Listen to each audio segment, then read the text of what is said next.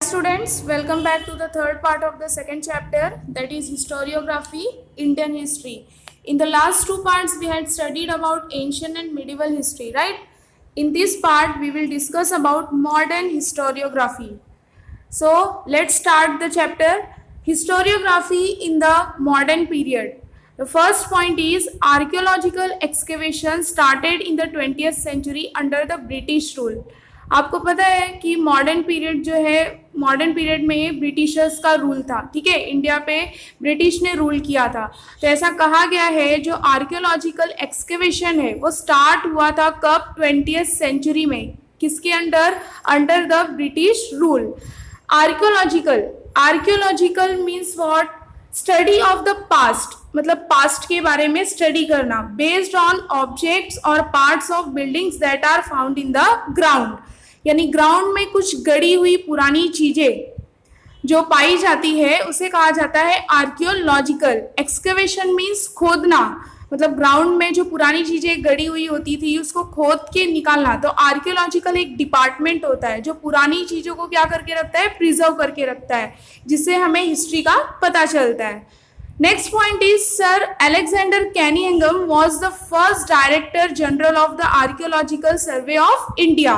तो जो मैंने बताया कि आर्कियोलॉजिकल डिपार्टमेंट होता है, तो वैसे आर्कियोलॉजिकल सर्वे ऑफ इंडिया, तो ऐसा कहा गया है कि जो सर अलेक्जेंडर कैनिंघम जो एक ब्रिटिशर्स ही थे, तो आर्कियोलॉजिकल सर्वे ऑफ इंडिया के वो फर्स्ट डायरेक्टर जनरल थे, ठीक है। A number of ancient sites were excavated, जब उनका पीरियड था, जब वो सर अलेक्जेंडर कैनिंघम जब डायरेक्टर थे, तो उनके टाइम पे बहुत सारे जो पुराने साइट्स थे उसको एक्सकेवेट किया गया था। एक्सकेवेट मतलब खोदना, ठीक है। Sites mentioned in the Buddhist text were selected for excavation and research, मतलब बुद्धिस्ट पीरियड से जो भी रिलेटेड जो साइट्स थे, बुद्धिस्ट के बारे में इंफॉर्मेशन जानना, तो वो जो साइट्स है उसको भी एक्सकेवेट किया गया था और वहाँ से साइट से जो चीज़ें मिली थी उस पर रिसर्च किया गया था। तो ये आप देख सकते हैं, ये इमेजेस है अलेक्जेंडर कैनिंघम और जॉन मार्शल का। Next point is Harappan civilization was discovered during the tenure of sir John martial.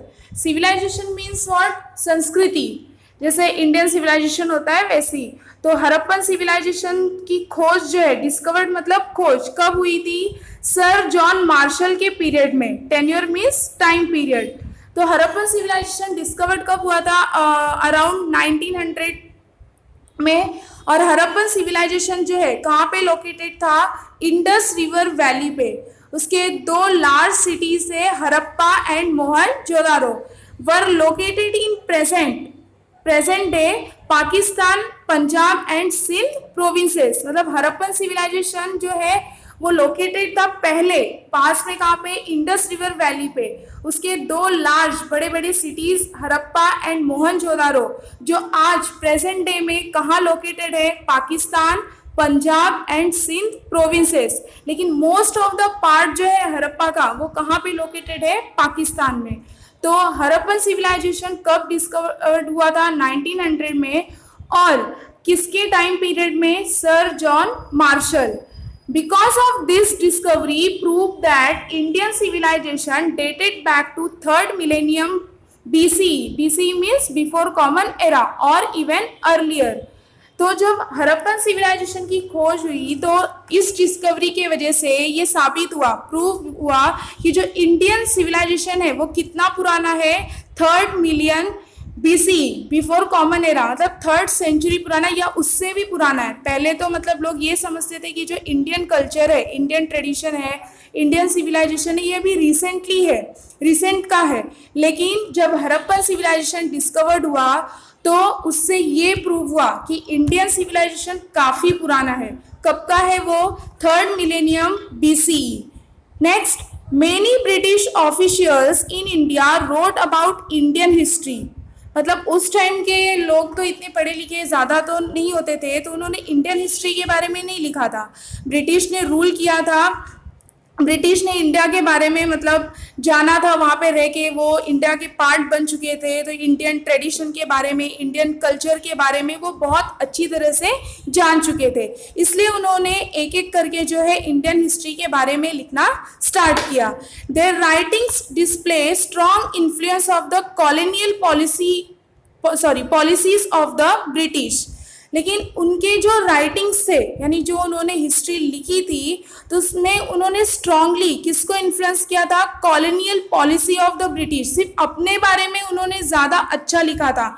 अभी जैसे कॉलोनियल पॉलिसीज मीन्स क्या, कि अगर जो स्ट्रांग कंट्री रहती है या फिर स्ट्रांग पावर, तो वो अलग मतलब दूसरे कंट्री को अगर डोमिनेट करती है, अपना रूल वहाँ पे करती है और वहाँ के पीपल को गुलाम बनाते हैं, तो उसे क्या कहा जाता है? Colonial policies.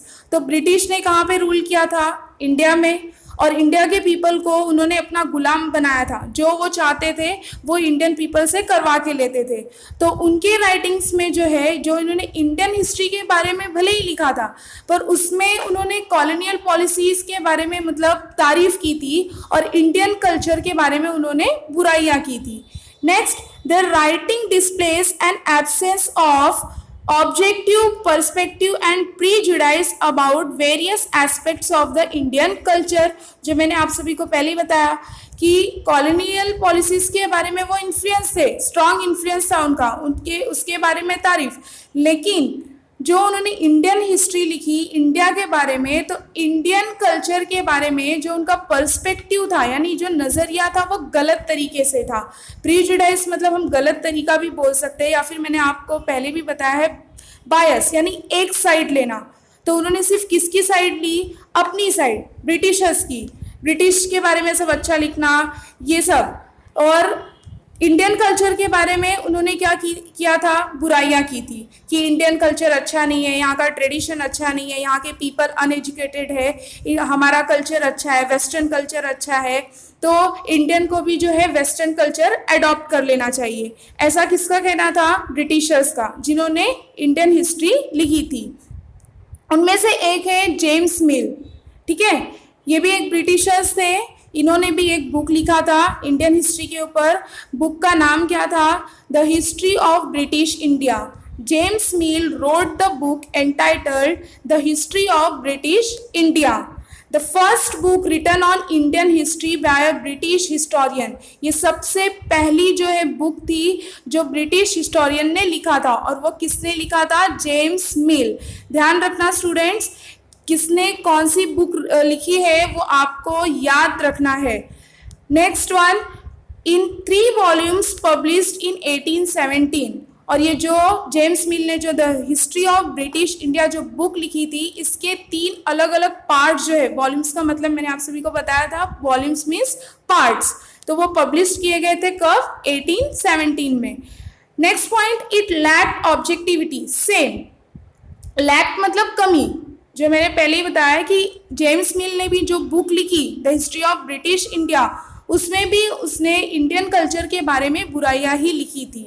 Next one, the history of India written by Mount Stuart Elphinstone.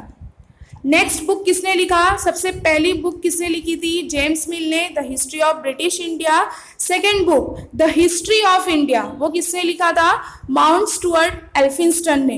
He was the governor of Bombay, और माउंट स्टुअर्ट कौन था? बॉम्बे का governor. Published in 1841।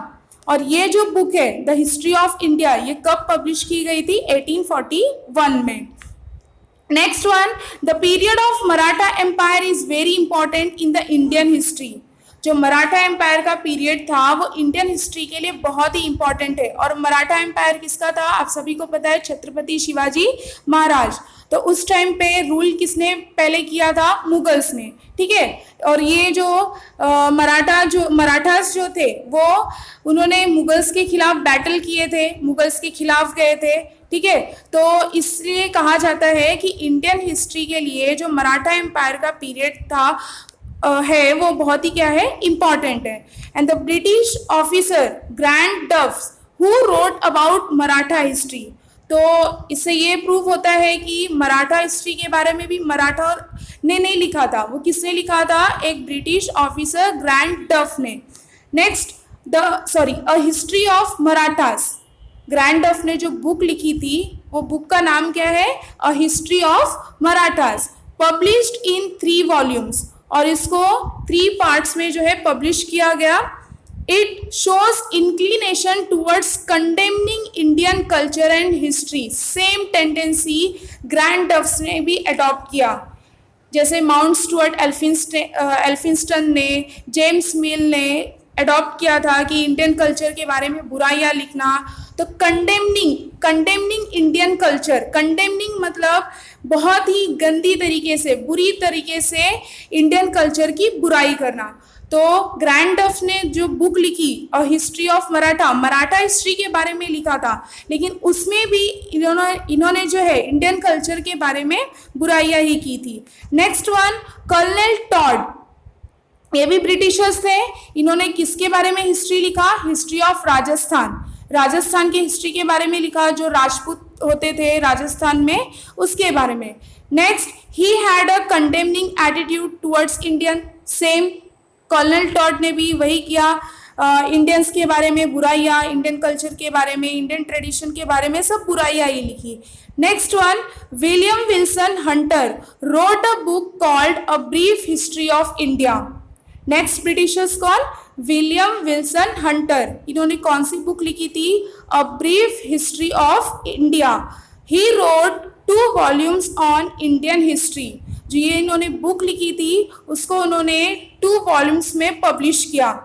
It shows somewhat impartial treatment of history. अब देखिए, जितने भी हमने ब्रिटिशर्स देखे, James Mill, Mount Stuart Elphinstone, colonel Tod, ये हम लोगों ने देखा कि इन्होंने इंडियन कल्चर के बारे में बुराइयां की थी। लेकिन ये जो विलियम विल्सन हंटर थे, जिन्होंने ये बुक लिखा था अ ब्रीफ हिस्ट्री ऑफ इंडिया, तो इस बुक में इन्होंने समवॉट यानी कुछ इम्पार्शियलिटी दिखाई, treatment of history, Indian culture के बारे में इन्होंने बुराइयां नहीं लिखी थी।